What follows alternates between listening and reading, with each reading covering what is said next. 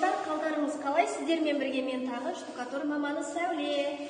Бүгінгі сіздерге таныстыратын жұмыстарымыздың бірі, яғни декоративный жұмыстар, Ленардо және Венецианка деген жұмыстар. Осы жайлы толығымен жұмыс барысында сіздерге түсіндіріп өтетін боламыз. Дәл қазір бізде грунтовка жұмысы жүріп жатыр.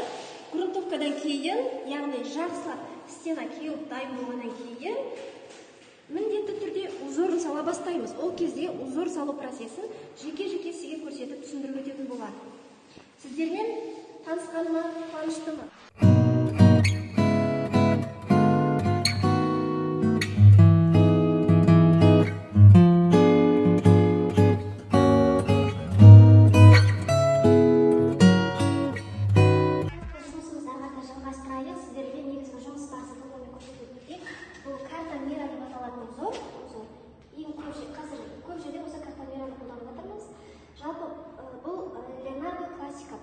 Өте көп түрлері бар, көп түрлі узорлар бар, әртүрлі узор. Мен сіздерге бұл материалдың сыртын көрсетіп өтейін. Дәл қазір біздің қазақстандық фирманың өнім, яғни Ленарди. Көрдіңіздер ғой, декоративная штукатурка. Жұмыс барысы сіздерге толығымен көрсетіп жай, қалай болып жатқанын. Лайфхак десек болады, міндетті түрде көбірек коридорға қолдансаңыздар болады, жарқын бөлмеге қолдансаңыздар болады. Одан кейін біз лакпен жағамыз бетіне, бұл моюшы, яғни кез келген уақытта жуып тазаласаңыздар болады. Мен қазір өзіме азғантай бөлігін салып алдым.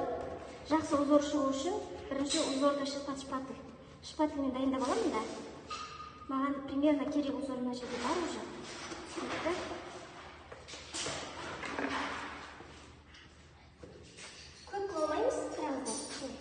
Қатты баспаймыз, жәймен ақын аласыздар. Қатты басатын болсаңыздар дұрыс узор шықпайды.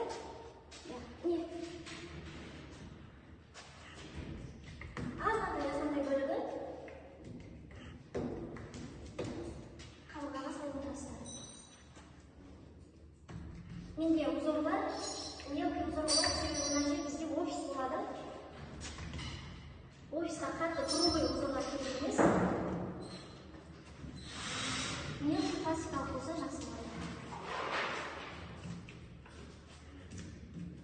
Негізі сіздерге өте жақсы түсінікті деп ойлаймын. Өздеріңіз үйреніп алсаңыздар болады.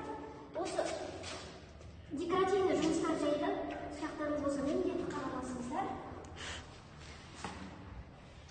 И осы декоративный жұмыстарға Құдай қаласа жаз кезінде примерно 1-2 айдан кейін уақытқа байланысты, яғни менің кішігірім курстық жұмыстарым басталады.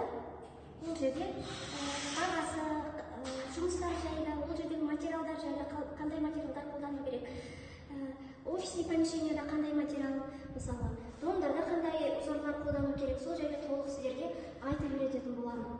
Ол жайлы толық кейінірек сіздерге ақпарат беремін. Шпательмен жан-жаққа тартасыздар. бір ғана бағытта тартылмайды, яғни шпатель тазаланды, жоғары, төмен.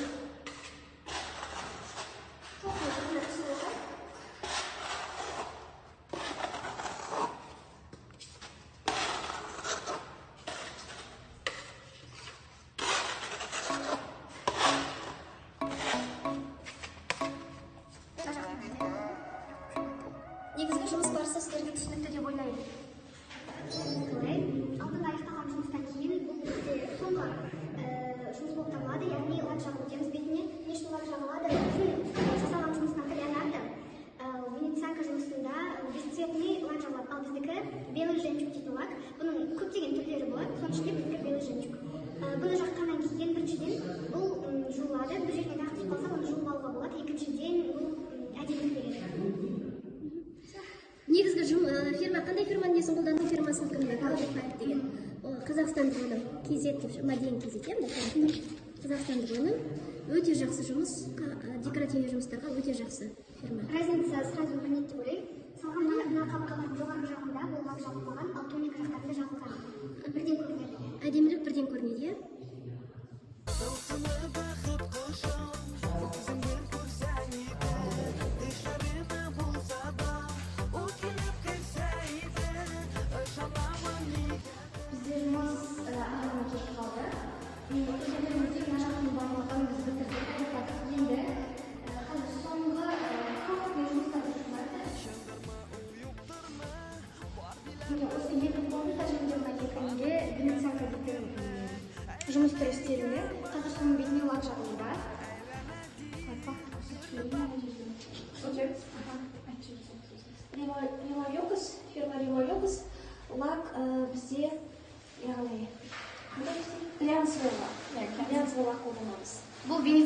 жұмыстарына.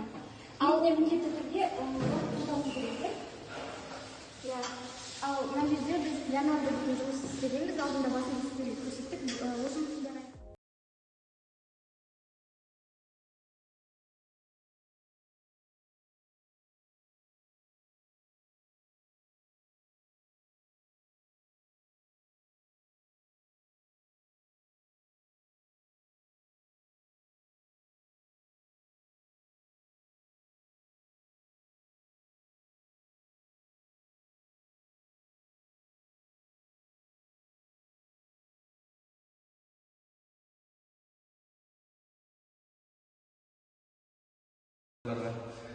өте жақсы жұмыс атқарды. Менің көңілімнен шықты. Андай декоративный штукатурка Леонардо деген. Өзім бұлай болады деп ойлаған жоқпын негізінде, бірақ біткеннен кейін маған өте жақсы ұнады. Бәріне кеңес беремін осы кісілерге жұмыс істетуге. Ол көп рахмет. Сізге де рахмет. баршаңызға ақылдарыңыз қалай тағы да. Біз бұл жұмысты аяқтадық, отзывты көрдіңіздер, яғни жұмыс өте жақсы ұнады. Бізде қазір тағы да бір сіздерге лайфхак деп айтайын ба, өте жақсы сіздерге мүмкіндік бар. Яғни ең соңғы декоративный жұмыстан кейін бізде қолданамыз Ремолюкс фирманың лак глянцевый. Бұны біз венецианканың үстіне қолданамыз. Венецианка итальянский жұмыс. И Ленардо декоративный жұмысының сыртынан бізде Гауда, қазақстандық фирманың кеңесі декоративный лага осыны қолданамыз. Фирма міндетті түрде осы Қазақстан фирмасының өнімін қолдансаңыздар, бұл өте жақсы. И бағасы да өте қолжетімді. Сұрақтарыңыз болса, міндетті түрде астына WhatsApp-қа қалдырыңыздар, жазыңыздар, сұрақтарыңызға міндетті түрде жауап беремін. Келесі кездескенше.